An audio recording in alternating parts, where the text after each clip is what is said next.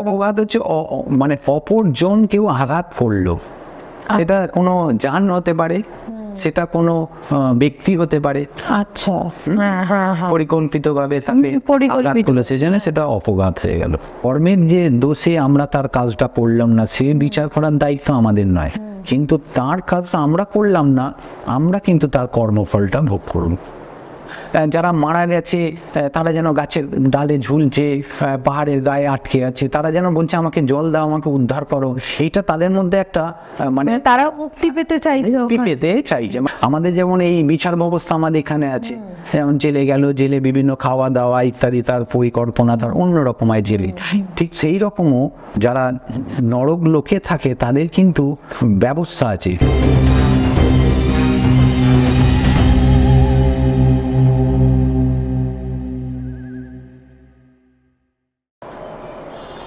নমস্কার, অলৌকিকের আরেকটি এপিসোডে আপনাদের প্রত্যেককে স্বাগত। আজকে আমাদের মধ্যে পেয়ে গেছি সুদীপ গাঙ্গুলি মহাশয়কে। তো আজকে আমাদের যে বিষয়টি সেটি হলো মহালয় নিয়ে, তর্পণ, প্রেতশিলা এবং মহালয়ের আরও অনেক বিষয় নিয়ে আলোচনা হবে। তো চলুন আর দেরি না করে আমাদের আলোচনা সারি। মানে আপনাদের কাছে অনুরোধ যে পুরো ভিডিওটা আমাদের সঙ্গে থাকবে। নমস্কার স্যার, আপনাকে পেয়ে আজকে খুবই খুশি এবং ধন্য দুটোই।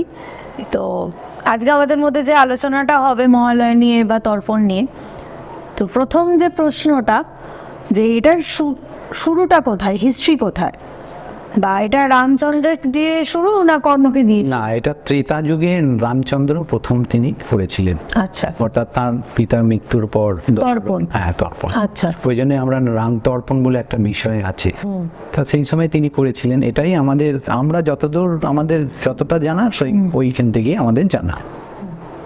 আচ্ছা, তো এবার এটার ইতিহাস কোথা থেকে শুরু হলো, তারপরে কর্ণ গল্পটা কি, সেগুলো হচ্ছে আপনার তো দাপর যুগে, ত্রেতা যুগে আপনার রামচন্দ্র প্রথম এটা শুরু করেছিল, তারপর সেই রীতি নিয়ম অনুযায়ী বর্তমান এখন আমরাও সেটা করছি। আচ্ছা, ধরুন তর্পণ করা কোথায় বাঞ্ছনীয়? তর্পণ করা নিয়ম হচ্ছে গঙ্গার তীরে। এইবার সারা ভারতবর্ষে গঙ্গা হিসাবে আমরা তো দেখি আমাদের গঙ্গা, এটা যেটা ভাগীরথী, আমাদের এখানে হুগলি নদী আছে হুগলি জেলায়। এবার দক্ষিণ ভারতে গোদাবরী, হ্যাঁ, বিভিন্ন জায়গায় নদীতে যে সমস্ত নদীগুলো গঙ্গা মানে আমাদের সমুদ্রের সঙ্গে যোগসূত্র আছে, সেই সমস্ত জায়গায় পড়া বাঞ্ছনীয়। কিন্তু যদি আমরা যেতে না পারি, অনেক বয়স্ক ব্যক্তি আছে যারা যেতে পারে না, তারা কি করে, তাদের বাড়ির সামনে কোনো নদী বা পুকুর, প্রতিষ্ঠা করা পুকুর, সেই জায়গায় আমরা তর্পণটা করতে পারি।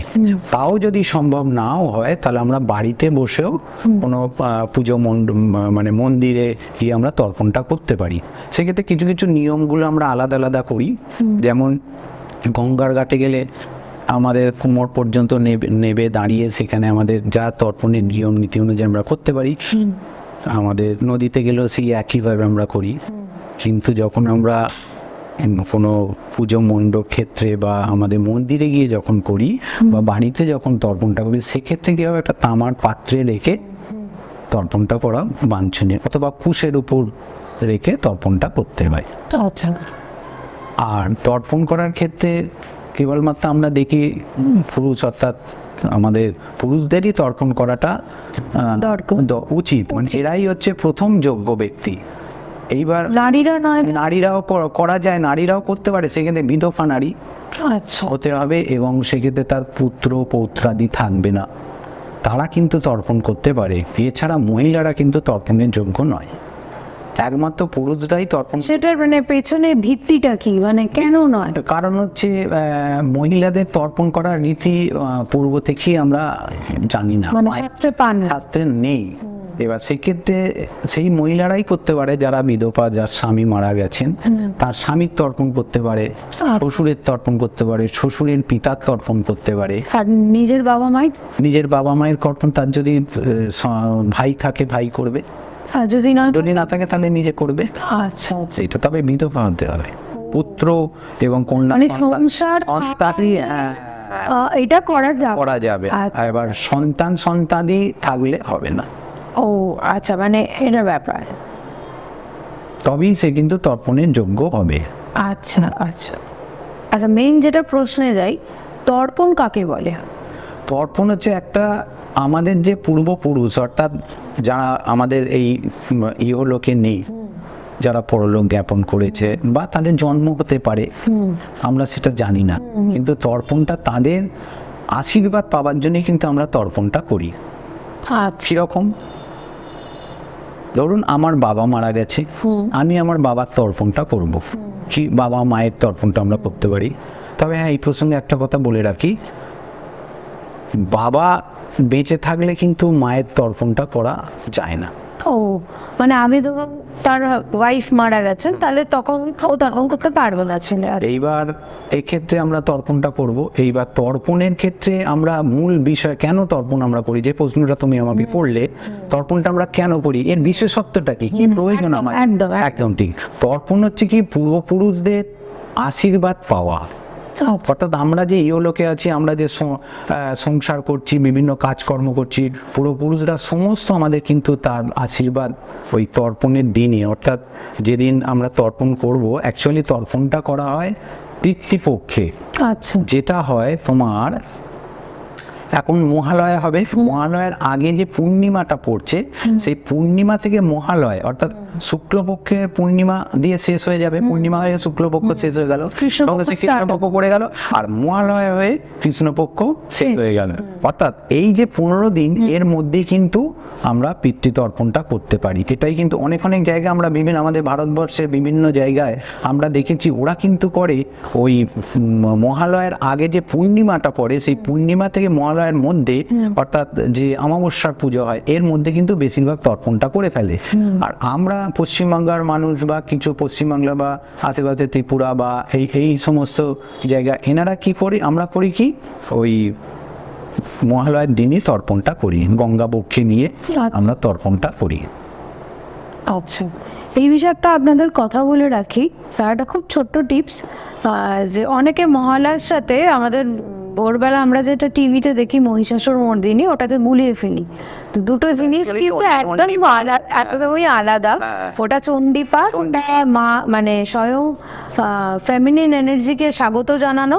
তো সেটার সাথে দয়া করে সবাই মহালয়াটাকে গোলাবেন না। এবং চণ্ডীপাঠ হচ্ছে মায়ের ডেসক্রিপশন, বিবরণ, মায়ের পুরো বিবরণ, তার কর্ম, তার দেহ, তার মরফোলজিক্যাল এন্ড ফিজিক্যাল, এইগুলো তার বর্ণনাই আমাদের চণ্ডীপাঠে দেখতে পাই। হ্যাঁ, মানে সব, মানে উনি কি কি করতে পারেন, উনার কত ক্ষমতা, কতটা রূপ, একদম তাই। দুটোকে গোলাবেন না, দুটো একদম সম্পূর্ণ আলাদা জিনিস। একটা হচ্ছে যেটাকে আমরা মহালয়া বলছি বা তর্পণ বলছি, সেটা হচ্ছে এই পিতৃপুরুষ সবাইকে জলদান করা এবং আশীর্বাদ নেওয়া, এটাই হচ্ছে মূল। আর আরেকটা ব্যাপার হলো যে এই সময় বলে নাকি যে আমাদের যে স্পিরিট ওয়ার্ল্ড ওপরে তার দ্বার খুলে যায়, এবং সেখান থেকে সবাইকে বলা হয়। এই প্রসঙ্গে আমি একটু তোমাকে বলি, বুঝতে পেরেছি তোমার বক্তব্য। একদম বলুন। মহালয়া অর্থাৎ যে আমরা তর্পণকালে ভগবান বিষ্ণু তিনি কি করেন, নর প্রেতলোক সমস্ত দ্বার ওপেন করে দেয়, যারা অবগাতে মারা গেছে বা যারা এমনি স্বাভাবিকভাবে মৃত্যু হয়েছে যাদের, বা যারা কোনো দুর্ঘটনায় মারা গেছে, একদম যারা সুইসাইড করেছে, তারা কি করে, তাদের তো একটা জগতে আছে, তারা কি করে ওই দিনটার জন্য অপেক্ষা করে, তার যারা রিলেটেড ব্যক্তি তাদের থেকে তারা যেন তার নামটা স্মরণ করে এবং তাকে যেন জল দেয়, এইটা কিন্তু অপেক্ষা থাকে ওই একটা দিনের জন্য, কিন্তু তাদের মানে তাদের দ্বার খুলে দেওয়া হয় এবং সবাই হুড়মুড় করে অপেক্ষা করে, তার মানে পরিবারের যারা রিলেটেড তারা তাকে স্মরণ করছে বা জল দিচ্ছে, তারা প্রাণ ভরে কিন্তু আশীর্বাদ করে। এই হচ্ছে মহালয়া। আর মহালয়া হচ্ছে মহান আলয়, অর্থাৎ মা দুর্গা তার শ্বশুর বাড়ি থেকে তার বাপের বাড়িতে আসবে, 4-5 দিনের জন্য আসবে, এবারে সেখানে থাকবে মহা আলয় থাকবে। সেই সময় সমস্ত এই ইহলোকে আসবে, এই আমাদের মর্তলোকে আসবে, এখানে সবাইকে আনন্দ দান করে আবার চলে যাবে। সেই একদমই তাই। তো আমি যে প্রসঙ্গে একদম কথা বলতে গিয়ে সবটা একদম আরো সুন্দর করে আপনারা জানতে পারলেন। তো নেক্সট প্রশ্ন হচ্ছে আপনাদের, ধরুন এই যে সবাই মানে তর্পণ করছে বা কেউ মানে কোনো আত্মা শান্তি পেয়েছে কি পায়নি ধরুন, তো সেটার সাথে প্রেত শিলার কি সম্পর্ক? হ্যাঁ, এটা একটা খুব ভালো প্রশ্ন। প্রেতশিলা হচ্ছে যারা মোটামুটি যারা অবঘাতে মারা যায় অথবা যারা সুইসাইড করেছে, আচ্ছা কোনো দুর্ঘটনায় মারা গেছে। আচ্ছা, এটা ছাড়াও কি ওখানে গিয়ে কাজ করা যায়? প্রেতশিলা একমাত্র তাদের জন্যই প্রযোজ্য যারা এরকম অবঘাতে মারা গেছে, ও তাছাড়া করা যায় না, অথবা যারা সুইসাইড করেছে, আত্মহত্যা করেছে, তাদেরই স্থানে ওই প্রেতশিলায় কিন্তু আছে। আচ্ছা, আমরা দেখেছি, আমি গেছি গয়ায়, আগের বছরই গেছি গয়ায়। হ্যাঁ, একটু এলাবোরেটলি জান। সেই জায়গায় গয়ায় আমরা দেখলাম, গয়া আমাদের ফল্গু নদী আছে, ওখানে আমরা প্রথমে আমাদের কাজ করলাম। সেক্ষেত্রে আমাদের যারা স্বাভাবিকভাবে মারা গেছে তারা সেখানে কাজ করল, সব কিছু করার পরে কিন্তু যারা অবঘাতে মারা গেছে তাদের কাজটা কিন্তু একদম প্রেতশিলায় করতে হলো। সেটা গয়া থেকে প্রায় 15-20 মিনিট আমরা গাড়িতে গিয়েছিলাম, তা অনেকটা দূরে। ও মানে গয়া আর প্রেতশিলা দুটো আলাদা আলাদা আলাদা। প্রেতশিলা হচ্ছে আলাদা একটা জায়গা, সেখানে আমরা যেটা শুনেছিলাম, কথিত আছে ব্রহ্মা ওখানে সোনার পাহাড় করেছিলেন, এবং কোনো পুরোহিতের ভুল ভ্রান্তির জন্য সেটা অভিশপ্ত হয়ে এখন ওটা শিলায় পরিণত হয়েছে। এবং সেই পূর্ব অবস্থা থেকে সেই বর্তমান অবস্থায় আমরা দেখতে পাই এখন বিরাট বড় পাহাড়, সেখানে 718 থেকে 44 এরকম সিঁড়ি আছে বড় বড়। সেই জায়গায় উঠে ঘুরে ঘুরে গিয়ে সেখানে সবাই গিয়ে সেখানে তার যারা মারা গেছেন তাদের আমাদের পিণ্ড দান করা হয় সেক্ষেত্রে। তা সেই জায়গায় গাছপালা, পরিবেশ, সারাউন্ডিং, এনভায়রনমেন্টাল এত মানে নিস্তব্ধ এবং মানে অন্য একটা পরিবেশ সৃষ্টি হয়ে যায় সেই জায়গায় গেলে। তোমার দেখলেই মনে হয় যেন যারা মারা গেছে তারা যেন গাছের ডালে ঝুলছে, পাহাড়ের গায়ে আটকে আছে, তারা যেন বলছে আমাকে জল দাও, আমাকে উদ্ধার করো। এইটা তাদের মধ্যে একটা মানে তারা মুক্তি পেতে চাইছে। মানে এটা তোমার মনে, আমার মনের মধ্যে কিন্তু হয়েছিল। আমি ওখানে বসেছিলাম একটা গাছের গোড়ায়, সেই জায়গায় আমি গাছগুলো দেখছি যেন মনে হচ্ছে বৃষ্টি হচ্ছে কিন্তু গাছগুলো যেন মানে প্রাণ নেই, সন্তুষ্ট হয় না। সেখানে যেন সবাই মানে সমস্ত প্রেত যারা আছে তারা যেন ওই জায়গায় অধিষ্ঠান করে আছে, তারা অপেক্ষা করছে তার কোনো জ্ঞাতি আসুক, এসে একটু দেখুক বা জল দান করুক বা পিণ্ড দান করুক। এইটা নিয়ম, একমাত্র এটা গয়া ছাড়া কিন্তু সম্ভব নয়। অর্থাৎ প্রেতশিলা সেই জায়গায়। এবার বলি, প্রেতশিলায় যাওয়ার উপরে ভাগ্য আমার হয়নি, কিন্তু আমি আমার এক বন্ধুকে নিয়ে গিয়েছিলাম। তা সে উঠেছিল, ওখানে গিয়ে সে দেখলো ওখানে বড় একটা পাহাড় শিলা মতন আছে কালো, সেখানে ব্রাহ্মণরা কাজ করালো যথারীতি, যা নিয়ম কানুন অনুযায়ী পিণ্ড মেখে নিয়ম করলো, করে সব কিছু করার পরে সেই পিণ্ডটা যখন ওই একটা ফাঁক আছে, ওই বড় শিলার মধ্যে একটা ফাঁক আছে, সেই জায়গায় যখন পিণ্ডটা দেয়া হলো যেন একটা কেউ টেনে নিল, তার মানে সেখানে সে অধিষ্ঠান করে আছে যুগ যুগ ধরে। তাদের কত কষ্ট, মানুষ মারা যাচ্ছে স্বাভাবিক রোগে কোনো কারণে, সেটা ঠিক আছে, কিন্তু অবঘাতের যদিও তার উপর মানে কন্ট্রোল নেই, এটা ফ্র্যাকশন অফ এ সেকেন্ড। কিন্তু কেউ যদি সুইসাইড করে অর্থাৎ আত্মহত্যা করে, এটা চরম অপরাধ। মানে সে তো মানে তার তো যাওয়ার সময় হয়নি, হয়নি, এবং শুধু তাই না, সে তার ডিসিশনটা সে নিল, জন্ম মৃত্যু তার হাতে, বিধাতার হাতে। সে বিধাতার লিখনকে খণ্ডন করে সে কি করলো, নিজের আত্মহত্যা করলো। করার পরে সেটাও কি তাহলে লেখা থাকে না? এই যে দেখুন, আমরা তো উপর থেকে একটা ইমপ্রিন্ট সবাই নিয়ে জন্মায়, তাহলে কি আত্মহত্যাটা আমাদের মানে ধরুন যারা আমরা পূর্ব থেকে জানতে পারি না, মানে আত্মহত্যা করার প্রবণতা এটা একটা রোগ, এটা মেন্টাল ডিজিজ। কোনো ব্যক্তি সুখেও আত্মহত্যা করে, যেমন আমরা দেখেছি অংশুমান গায়ক ছিলেন, উনি কিন্তু আত্মহত্যা করেছিলেন। অনেক এরকম মানে খুব ফেমাস ব্যক্তি, তারাও কিন্তু পয়সা আছে, টাকা আছে, প্রভাব প্রতিপত্তি আছে, পরিচিতি আছে, তাহলে কেন আত্মহত্যা করলো? তার মানে কি তাদের একটা বিষয় পেয়েছে, সে দেখলো যে আমার এই লোকে থাকার কোনো প্রয়োজন নেই, আমি সব, কিন্তু অ্যাকচুয়ালি সে ভুল করলো। উচিত নয়, কোনো ব্যক্তিরই উচিত নয়, যত কষ্টই হোক সে তার কর্ম ফলটা তাকে ভোগ করে, সে কর্ম করতে করতে করতে করতে ভগবান নিয়ে নিল, গেল, এটা আলাদা। কিন্তু কোনো ব্যক্তি, আমরা সকলকেই এটা বলি, আমার সঙ্গে যারা পরিচিত ব্যক্তি বা অনেক দুস্থ ব্যক্তি বা কোনো আলোচনা করতে আসে, তাদের আমি বলি দেখো তুমি সব করো, কষ্ট করো, না খেতে পেয়ে জীবনযাপন করো, সবই তোমার হয়ে যাবে। অন্ন যখন জীব যখন ভগবান দিয়েছেন ঠিক তোমার অন্ন বাঁধা আছে, পাবি, কিন্তু তুমি কখন নিজের ডিসিশন নেবে না যে আমি আমার প্রাণটা দিয়ে দেবো। এতে তোমার কিন্তু ভালো কিছু কাজ না, বিরাসের কিছু কাজ নয়, এ বরং একদম তাই। গেলে একদম পেট লোকে একদম আরো যত নিচু লোকে হয় তত লোকেই তুমি পৌঁছালে, এবং তোমরা অনেকজনই ঘুরে ঘুরে ঘুরে ঘুরে তবে তুমি আবার তুমি উদ্ধার হবে।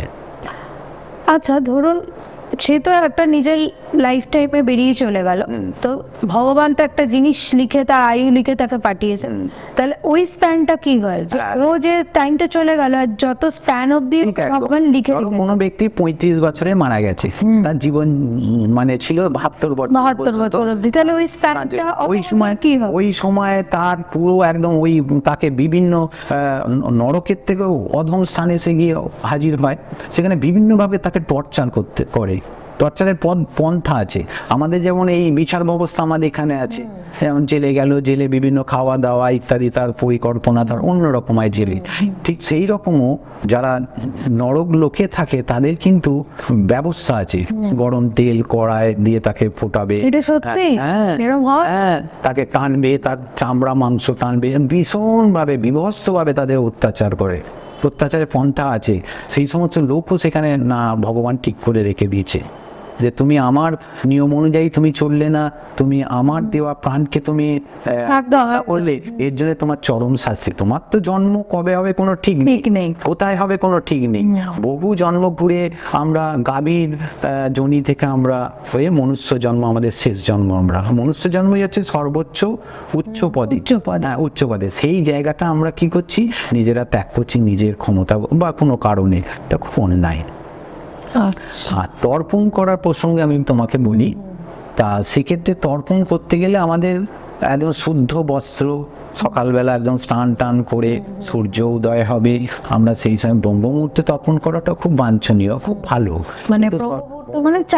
হ্যাঁ, অর্থাৎ সূর্য উদয় হওয়ার ঠিক 24 মিনিট আগে থেকে ব্রহ্ম মুহূর্ত, আচ্ছা ওই 3:30 4 থেকে মোটামুটি শুরু হয় ব্রহ্ম মুহূর্ত। এই সময় দেবতারা সব বিরাজ করেন ব্রহ্ম মুহূর্তে, ওই জন্য দরজা খুলে দিতে হয়, দরজার গোড়ায় জল দিতে হয়, এটা সংসারে খুব মঙ্গল হয়। ব্রহ্ম মুহূর্তে চান করতে হয়, করে জপ করতে হয়, এগুলো ওই সময় পুরোপুরি একদম এনভায়রনমেন্টালটাও ঠিক থাকে, কোনো ডিস্টার্ব নেই, আর ট্রাফিক জ্যাম নেই, কেউ বেও করে না, ছেলে সন্তানে খাওয়া ওই টাইমে ডাকছে না, সুন্দরভাবে হবে। এবার ব্রহ্মমুহূর্তে করা যায়, সেক্ষেত্রে আমরা গঙ্গায় গিয়ে তর্পণ করলাম, সুন্দর সূর্য উঠলো।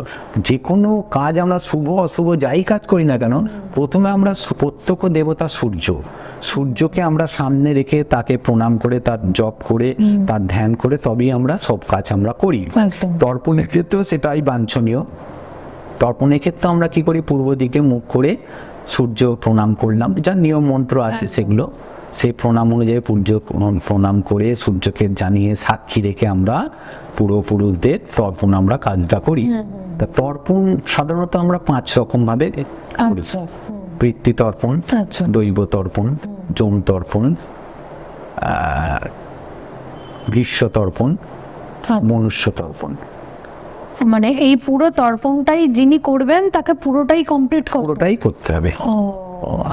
আর সেক্ষেত্রে যারা সামবেদীয় অর্থাৎ ব্রাহ্মণ, যারা সামবেদীয়, তাদের ক্ষেত্রে আমাদের যে পৈতে আছে, এই যে পৈতের কিছু যজ্ঞ পবিত্র, এইগুলো আমরা কিছু তার স্থান পরিবর্তন করে আমাদের তর্পণটা করতে হয়। সেক্ষেত্রে যখন আমরা দৈব তর্পণ করি তখন উপবীতি অনুযায়ী আমরা থাকি, অর্থাৎ যেমনভাবে আমরা পড়ি বাঁদিকে আমাদের থাকে, হ্যাঁ, যেখানে আমাদের পূর্ণি রাখা হয়, যেমন ভাবে আমরা থাকি সেইভাবে আমরা করবো তর্পণ। ঠিক যখন আমরা প্রেত তর্পণ করবো, তখন সেক্ষেত্রে কি করবো, আমরা ঘুরিয়ে দেবো, উল্টো দিকে করবো, অর্থাৎ প্রাচীনাবীতি হয়ে। আর যখন আমরা মনুষ্য তর্পণ করবো, তখন আমরা মালার ন্যায় সামনের দিকে তর্পণটা করবো। আচ্ছা, তারপরে কি পৈতেটা চেঞ্জ করতে হবে, আবার ঘুরিয়ে নেবো, নিয়ে তর্পণ করার আগে পৈতে নতুন পড়তে হয়। মানে তর্পণ করার আগে নতুন পৈতে পড়ে তর্পণ করাটা বাঞ্ছনীয়। ও আচ্ছা, মানে ওটা করে ওই পৈতেটা রাখলে কোনো অসুবিধা নেই? কোনো অসুবিধা নেই। ও আচ্ছা আচ্ছা, কিরম আর তর্পণ আমরা সাধারণতভাবে বলি তর্পণ মহালয়া, আমি বললাম 15 দিন আগে থেকে, মানে শুক্লপক্ষ ঠিক পূর্ণিমা থেকে আর কৃষ্ণপক্ষ অর্থাৎ অমাবস্যা পর্যন্ত এই 15 দিন পিতৃপক্ষ। একদম। এই পিতৃপক্ষের পরে ঠিক মহালয়া শুরু হবে, দেবীপক্ষ শুরু হলো, মানে অমাবস্যা কেটে গেল, দেবীপক্ষ শুরু হলো। তা আমরা সাধারণত ভাবি যে এইটাই হচ্ছে একদম সুইটেবল টাইম তর্পণ করার জন্য, কিন্তু তা নয়। তর্পণ কিন্তু প্রতিদিন করা যেতে পারে।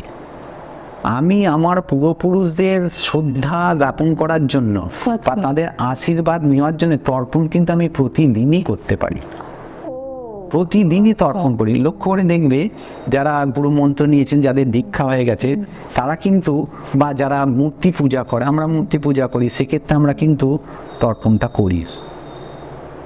মানে এটা আসনে বসে আমরা তর্পণ করি, কোনো রকম কোনো প্রবলেম। যেমন জব প্রতিদিন করা যেতে পারে যত খুশি, সেরকম তর্পণও প্রতিদিন করা যেতে পারে। তখন কি টোটাল তর্পণ না, তখন সেই পদ্ধতিটা নয়। না, তখন হাতে একটু কোষাকুষিতে জল নিলাম, নিয়ে করলাম তর্পণ, তর্পণ করা যেতে পারে।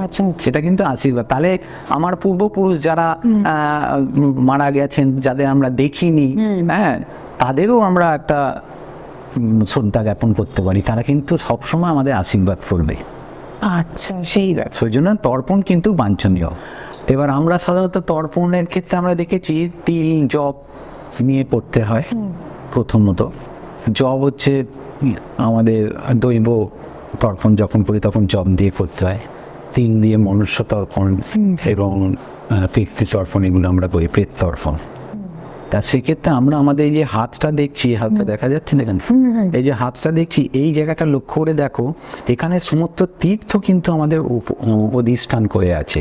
যেমন দেখো এই জায়গাটা, এই যে 4টে যে আঙুল আছে, এই আঙুল, এটা তো এখানে আসবে না, ওই জন্য এইভাবে যখন করি, এই জায়গাটা হচ্ছে আমাদের দৈব তীর্থ। যে কোনো দেবতাদের যখন আমরা জল দিই তখন কিন্তু এই দিক দিয়ে জল দিই। হ্যাঁ, এরকম।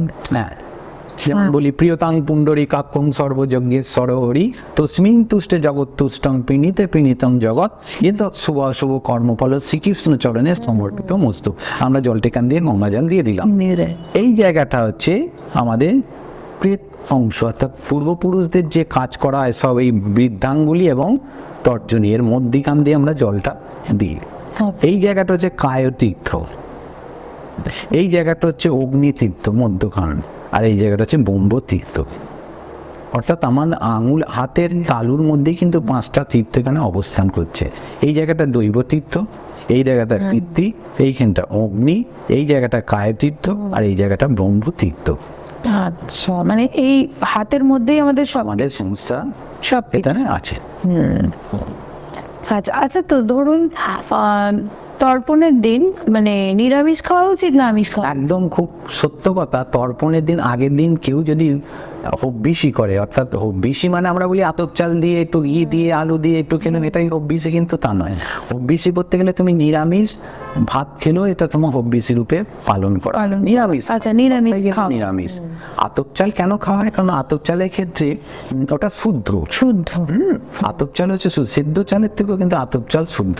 সেদ্ধ চালের ক্ষেত্রে কিন্তু 2বার সেটা করা হয়, আর আতপ চাল একবারই, ওই যে যারা করে আর কি, ওই একবারই ওটা বসিয়ে হয়ে যায়, ভাপিয়ে করে সেটা করে। সেই জন্য আতপ চাল খেয়ে বা আতপ চালে একটু ভাত খেলো ঘি দিয়ে খেয়ে তার আগের দিন করলো, এটা হচ্ছে বাঞ্ছনীয়।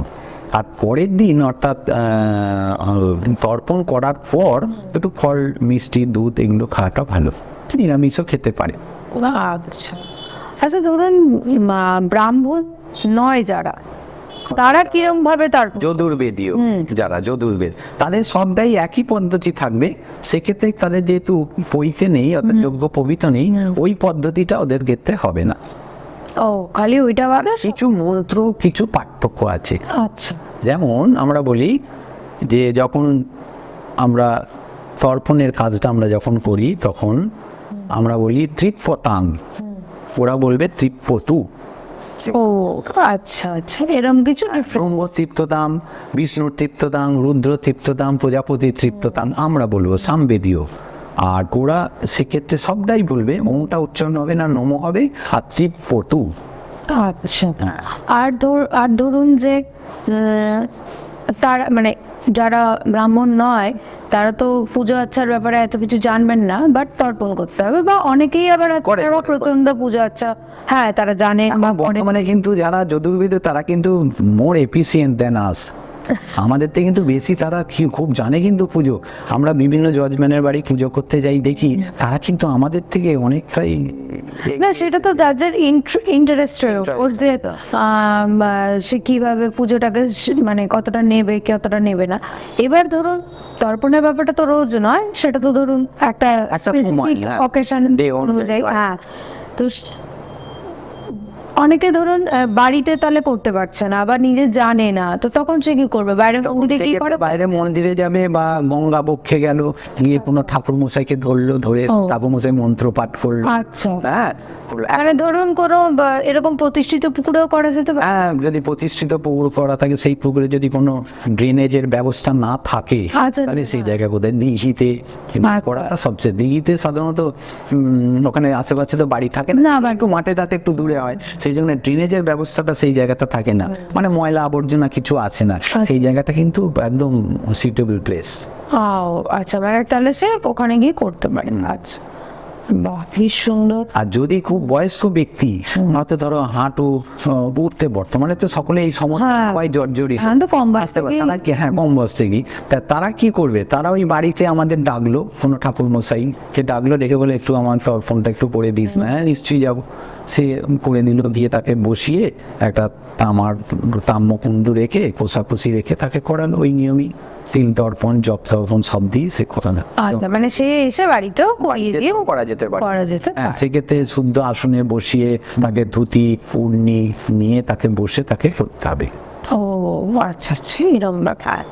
হ্যাঁ, এইটা একটা খুব ইম্পর্টেন্ট, কারণ সবাই তো সমাজে ব্রাহ্মণ নয়, তো তারা তাহলে কি করবে? না, তাদেরও অধিকার আছে, তাদেরও তো অধিকার আছে, definitely। অবশ্যই তারা মানুষ, আমরা দেখো মনুষ্য, সবাই মানুষ। হ্যাঁ, আমরা মনুষ্য হিসাবে জন্মগ্রহণ করেছি। আমরা কেবলমাত্র ব্রাহ্মণ, ক্ষত্রিয়, বৈশ্য, শূদ্র, এই যে চারটে যে বর্ণ আছে, এটা পূর্বপুরুষ আমরা জেনে এসেছি। আমরা কিন্তু সকলে মানুষ। আমরা এই যে বর্ণ সৃষ্টি করেছি, এটা কিন্তু আমরা করেছি, সমাজ সৃষ্টি করেছে কিসের জন্য? কর্ম দ্বারা আলাদা করার জন্য। কিন্তু সেটা তো মানুষজন অনেক গুলিয়ে ফেলেছে। হ্যাঁ। হ্যাঁ, এবার অনেকে দেখবে আমরা ব্রাহ্মণ, আমরা অহংকারী। এটা কিন্তু উচিত নয়, কখনোই উচিত নয়। একজন শূদ্র, যতক্ষণ আমরা জন্ম থেকে প্রথমেই কিন্তু সবাই আমরা কিন্তু শূদ্র, তারপরে আমরা আস্তে আস্তে কি করি, আমরা ব্রহ্মত্ব অর্জন করি, তবে কিন্তু ব্রাহ্মণ। অর্থাৎ বইতে দেওয়া হলো যোগ্য পবিত্র তার গায়ে এলো বলে সে ব্রাহ্মণ কিন্তু হলো না। যতক্ষণ ব্রাহ্মণের একটা জিনিস আমি যতটুকু মানে এই ব্যাপারটা জেনে স্টাডি করে জেনেছি, যে ব্রাহ্মণকে আগে ব্রাহ্মণত্ব জানতে হবে, তবেই সেই ব্রাহ্মণত্ব তাকে জ্ঞাত হতে হবে, হ্যাঁ। তবেই কিন্তু সে ব্রাহ্মণ হবে। একদম। আমরা ব্রাহ্মণ, ঠাকুর মশাই এই পর্যন্তই, কিন্তু আমরা ব্রাহ্মণ নয়। ব্রাহ্মণ কারা হবে? যারা শাস্ত্রে সুপ্রতিষ্ঠিত, মানে প্রসিদ্ধ থাকবে বা শাস্ত্র জ্ঞান থাকবে যাদের, তারাই কিন্তু ব্রাহ্মণ হবে। মানে অ্যাকচুয়ালি ধর্মে তো যারা পেয়েছে, হ্যাঁ, অ্যাকচুয়ালি ধর্মে যেটাকে বলে, একদমই তাই। হ্যাঁ, আপনি এটা বলুন যে তর্পণ তো মানুষ করলো বা করলেন, তো তার কি ফল, কনসিকুয়েন্সেস কি? হ্যাঁ, এবার আমরা দেখেছি যে তর্পণ করার পরে প্রথম কথা হচ্ছে কি, আমরা পূর্বপুরুষ যারা আছেন, আমার যদি বাবা মারা যান, বাবা বা মা, তার উপরে তার শ্বশুর শাশুড়ি বা ইত্যাদি দাদু, তার বাবা, আমরা তো তাদের দেখিনি, অনেকে দেখেনি, তাহলে সেক্ষেত্রে কি হয়, তাদের নামটা আমরা স্মরণ করতে পারি, এবং তাদের হয়তো জন্ম হয়ে গেছে আমরা জানি না, কিন্তু তবুও তারা কিন্তু আত্মা অবিনশ্বর। আত্মা যখন কোনো ব্যক্তি যখন মারা যান, তখন তারপরেই সে কিছুদিন থাকার পর আবার কিন্তু ভগবান তাকে তার দেহ দিয়ে দেয়, তাই না? তা সেক্ষেত্রে আমরা দেখি, তা আমরা জানি যে অত বাবা বা আমার যেমন বাবা মারা গেছেন, হ্যাঁ, বাবার আমরা তর্পণ করি, বাবার হয়তো জন্ম হয়ে গেছে, বাবা মায়ের জন্ম হয়ে গেছে, কিন্তু তবুও আমাদের তর্পণ কিন্তু করতে হয়। সেক্ষেত্রে কি হয়, আমরা তাদের আশীর্বাদ পাই।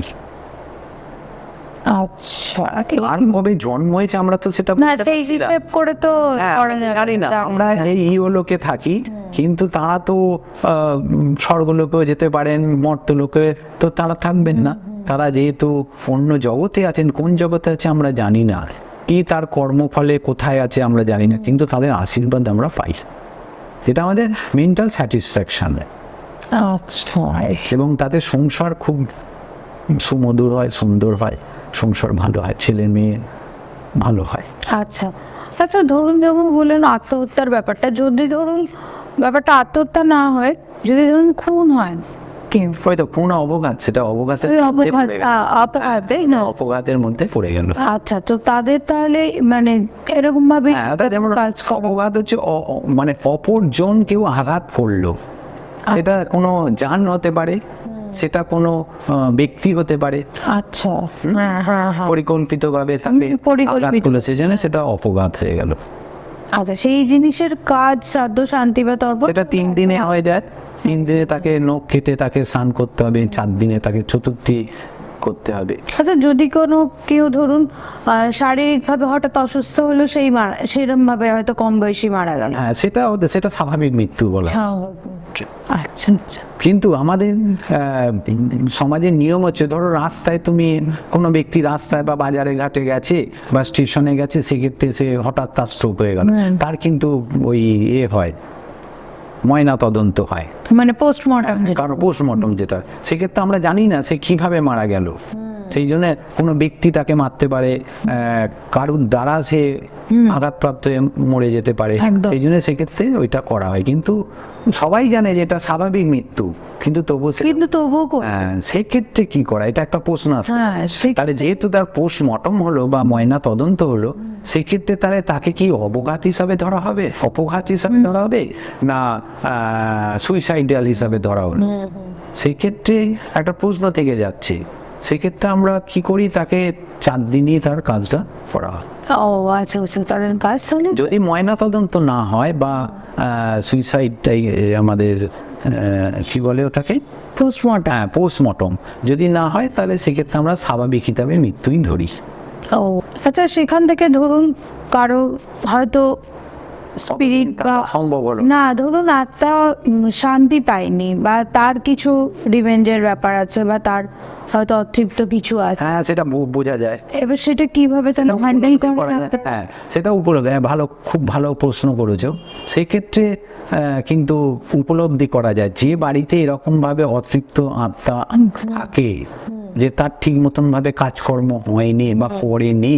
অনেক ব্যক্তি আছে দেখেছি, বাবা মা মারা গেছে, বাবা মায়ের কাজই করে না, এরকম আমার কাছে উদাহরণ আছে, দেখেছি। কে করবে, বাবা, এরকম একটা দৃষ্টান্ত আছে যে এরকম বাবা মারা গেছে, তার পুত্র সন্তানও আছে, বাইরে থাকে, হ্যাঁ, কিন্তু সে করলো না কাজ। তার মানে কি, তার বাবার এটা একটা কর্মের একটা ফল সে পেল, পুত্র সন্তান থাকা সত্ত্বেও কিন্তু সে তার করলো না, তার শ্রাদ্ধের কাজটা করলো না। সেক্ষেত্রে তার চিন্তাধারা অন্যরকম হবে, তার সেরকম ভাবেই তার সন্তান তার পাবে। আচ্ছা, ধরুন অতৃপ্ত আত্মার ক্ষেত্রে তাহলে কিভাবে হ্যান্ডেল? অতৃপ্ত আত্মা সাধারণত ভাবে আমরা দেখবো যে কারণ যদি সেইভাবে সঠিক কাজ না হয়, তাহলে সে কিন্তু জানান দেয়, যতক্ষণ না পর্যন্ত ঠিক সে স্যাটিসফ্যাকশন হচ্ছে বা তার কর্মের অবস্থাটা তার সম্পূর্ণ হচ্ছে, ততক্ষণ পর্যন্ত সে কিন্তু আশেপাশেই ঘোরাফেরা করবে, থাকবে, বিভিন্ন দিক দিয়ে জানান দেয়। তার দুর্ঘটনা, হাতটা পড়ে হাত ভেঙে গেল, একটা পা ভেঙে গেল, কাজে বিঘ্ন আসছে, আমরা একটা চিন্তা ভাবনা নিয়েছি যে আমি এই কাজটা করবো, সঠিকভাবে হয়ে হচ্ছে না, বিঘ্ন আসবে সব সময়, এগুলো কিন্তু তাদেরই ফল। অনেক তুমি দেখবে অনেক সমাজে আছে, তাদের টাকা পয়সা আছে, সব আছে, কিন্তু তাদের মানে মানসিক শান্তি নেই, তারা শান্তিতে নেই। তারা অত টাকা পয়সা, ব্যাংক ব্যালেন্স প্রচুর আছে, গাড়ি বাড়ি সব আছে, কিন্তু তাদের মধ্যে কোনো একটা জায়গায় খিচখিচিনি থেকে গেছে, যে এইটা যদি ঠিক হতো, মেয়েটাকে ঠিক আমরা শান্তিতে, মানে মেয়েটা ঠিক পথে নেই বা ছেলেটা ঠিক পথে নেই, এগুলো কিন্তু তার কিছু কর্মের ফল। আচ্ছা, এই তর্পণ রিলেটেড কিছু স্টাডি করতে গিয়ে জানতে পারলাম যে পিতৃদোষ বলেও একটা ব্যাপার হয়, যেটার জন্য মানে সংসারে নানান রকম প্রবলেম হতে পারে, এটা সম্পর্কে একটু কিছু? বাবা আমাদের জন্ম দিয়েছেন, তিনি হচ্ছেন প্রথম আমার গুরুদেব, বাবা মা। তা সেক্ষেত্রে বাবা মার কাজটা যদি আমরা সঠিকভাবে না করি, তাহলে তাদের কিছু মানে কর্মের যে দোষে আমরা তার কাজটা করলাম না, সে বিচার করার দায়িত্ব আমাদের নয়, কিন্তু তার কাজটা আমরা করলাম না, আমরা কিন্তু তার কর্মফলটা ভোগ করব। আচ্ছা, সেই মানে সেই কর্মফলের জন্য সেই পরের জেনারেশন পরের জেনারেশন ভোগ করবে। ভোগ করে। হ্যাঁ, আমি যদি আমার বাবা মাকে ঠিক মতন ভাবে পরিচর্যা না করি, সুস্থভাবে না রাখতে পারি, বা তাকে যদি অবজ্ঞা করি বা অবহেলা করি, তাহলে আমার যদি সন্তান থাকে অবশ্যই সে কিন্তু প্রাপ্ত, সে কিন্তু পাবে তার সন্তান থেকেও। আচ্ছা, এবার ধরুন যে অনেক সময় অনেকের হরোস্কোপ বিচার করতে গেলে দেখা যায় যে পিতৃদোষে সে আক্রান্ত বা তুষ্ট কিছু একটা হবে, তো সেখানে তাহলে তার রেমেডি কি আছে? হ্যাঁ হ্যাঁ, সেক্ষেত্রে তার প্রতিকার করতে গেলে আমরা দেখবো তাকে দীক্ষা নিতে হবে। প্রথমে দীক্ষা নিতে হবে, দীক্ষিত হতে হবে, তার পূর্বপুরুষদের নাম স্মরণ করতে হবে, তর্পণের কাজ করতে হবে, তারপরে বসে তাকে জপ করতে হবে, ঠিক এই কাজগুলো তাকে করতে হবে। আচ্ছা, সেখানে কি দান ধ্যানও করতে হয়? কিছু দান করলে সবচেয়ে ভালো হয়। দান হচ্ছে সবচেয়ে পরম মানে কর্ম। কোনো ব্যক্তিকে যদি কিছু দান করা হয়, অন্নদান, বস্ত্রদান, গৃহদান, এই দানের মানে এর পরিমাপ করা যায় না, এর কতটা যে রিটার্ন পাওয়া যায় এটা পরিমাপ করা যায় না। তুমি কোনো ব্যক্তিকে দান করে কিন্তু নাম নিলে হবে না, না সেটা তো বিজ্ঞাপন হয়ে গেল। তুমি হ্যাঁ, বিজ্ঞাপন হয়ে গেল, প্রচার হয়ে গেল। তুমি অজ্ঞাত হৃদয়ে তোমাকে দান করতে হবে যে আমি ওকে দিলাম, ওটা ও নিলেই পর্যন্ত, আমার আর কিন্তু মনে রাখলে হবে না। একদমই তাই। ইভেন মানে আমি এখানে ওয়ান শট বলছি সেটা, কারণ আমিও সেক্ষেত্রেই সেটাই করি। কারণ আমি কখনো লোক জানিয়ে মানে সে জানতেই পারে না ওই জিনিসটা, মাত কিন্তু জানতে পারবে না, তবেই সেই দানটা কিন্তু হয়। আমরা অনেক জায়গায় দেখেছি, তোমার মন্দিরে বা মসজিদেও আমরা দেখা যায় নাম ফলক দিয়ে লেখা থাকে, আমি এটা দিয়েছি, এটা একটা তার অহংকারের প্রতীক, প্রকাশ হলো যে আমি এটা দিয়েছি, বিশাল কিছু করে ফেলেছি। মানে এটা বুঝলো না যে ভগবান তাকে সেই সামর্থ্য দিয়েছে বলেই সেটা সে করতে পারলো। একদম তাই। মানে এই ব্যাপারগুলো সত্যি দান করে কখনো নাম নিতে নেই।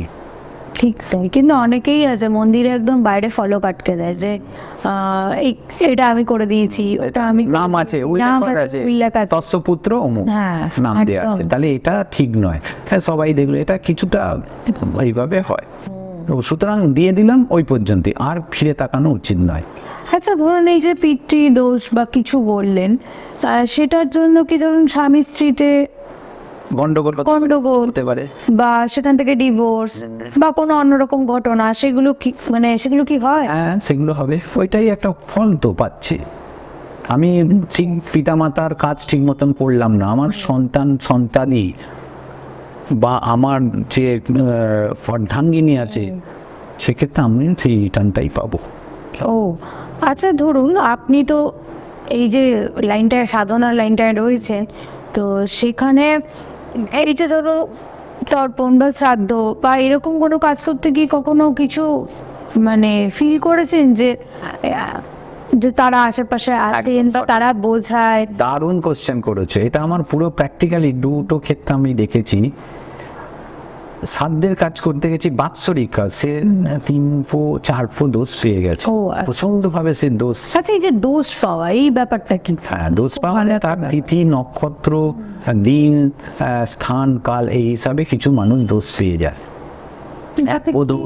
হ্যাঁ, বলে দিই, 1 পদোষ, 2 পদোষ, 3 পদোষ, 4 পদোষ। 4 পদোষ হচ্ছে চরম, মানে 100 হয়ে গেল, 4 মানে 100 হয়ে গেল, 100% সে দোষ নেই।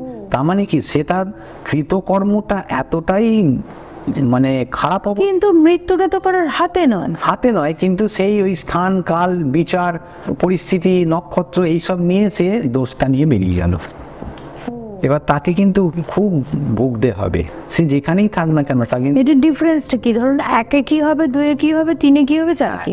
1 দোষের ক্ষেত্রে হয় কি, সে তার দোষটা কম নিয়ে গেল, মানে তার আরো কিছু ক্রিয়াকর্ম ছিল সেগুলো সে করতে পারলো না, সেই জন্য সে চলে গেল। 2 দোষ মানে তার থেকে আরেকটু কিছু বেশি, 3-4 এগুলো আরো বেশি নিয়ে সে চলে গেল। সেই জন্য এক্ষেত্রে তার সংসারের জীবনে, যাদের মারা গেছে যারা, তাদের সংসার জীবনে কিছু খারাপ পরিস্থিতি আসে। আচ্ছা, ধরুন এরকম তো হয় যে খুব ভালো মানুষ বা মৃত্যু হতে পারে, 3 পদোষ কেন, আমি 4 পদোষও পেতে দেখেছি যে পেয়েছে, এবং মানে সেটা হয়তো তার বাড়ির লোকও জানতে পারছে আবার অনেকে দেখবো খুব খারাপ হ্যাঁ, খারাপ খারাপ দেখে কিন্তু কোনো দোষ ছিল না। কোনো দোষ আমরা ছিল না। দেখেছি তো পাঁজিতে খুলে দেখে এটা তাহলে কি হ্যাঁ, হবে? এটা সেক্ষেত্রে তার কর্মফল, পূর্ব জন্মের কিছু কর্মফলের স্বীকৃতি।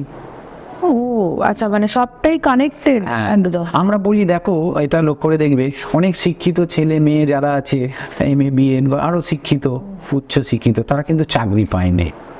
এরা হয়তো তারা মনে করবে যে আমরা আর আর ঠিক 8 পাস 9 পাস 10 পাস কি 11 পাস এরকম দেখছি চাকরি করছে। তার মানে কি তার পূর্বজন্মের কিন্তু কৃতকর্ম ছিল, সেই জন্যই বর্তমানে সে একটা ভালো জায়গা আছে চাকরি করছে। আর এর ক্ষেত্রে যারা এরকম শিক্ষিত পুরুষ এবং মহিলা আছে যারা পায় না, তাদের কি পূর্বজন্মের কিছু স্বীকৃতি ছিল না, সেই জন্য তাকে ভোগ করতে হচ্ছে। আচ্ছা ধরুন এই যে তর্পণের শেষে এই যে মা দুর্গার পুজো, সেটা ঠিক তার পরেই কেন? হ্যাঁ, তর্পণ হচ্ছে পিতৃপক্ষীয়, অর্থাৎ আমি তোমাকে আগেই বলেছি মহালয়া অর্থাৎ অমাবস্যা যে হবে, অমাবস্যার দিনই মহালয়াটা হয় এবং সেই সময়ই আমাদের দিনপক্ষ সূচনা হয়, অর্থাৎ মা দেবী অর্থাৎ দুর্গা আসে। ও আচ্ছা, স্বয়ং রামচন্দ্র উনিও তো দুর্গা পুজো করেছিলেন। এটা তো অকাল বোধ। হ্যাঁ, অকাল বোধন, এই বর্তমান যেটা হচ্ছে অকাল বোধন, এটা রামচন্দ্রের পুরী। ঠিক আছে, তো আমরা নেক্সট দুর্গাপুজো নিয়ে বা দশ মহাবিদ্যা নিয়ে একটা এপিসোড পরবর্তীকালে আসব। তো আজকের জন্য এইটুকুই, নমস্কার। আপনারা সঙ্গে থাকুন, পাশে থাকুন, চ্যানেলটা সাবস্ক্রাইব করুন, সবাইকে শেয়ার করুন।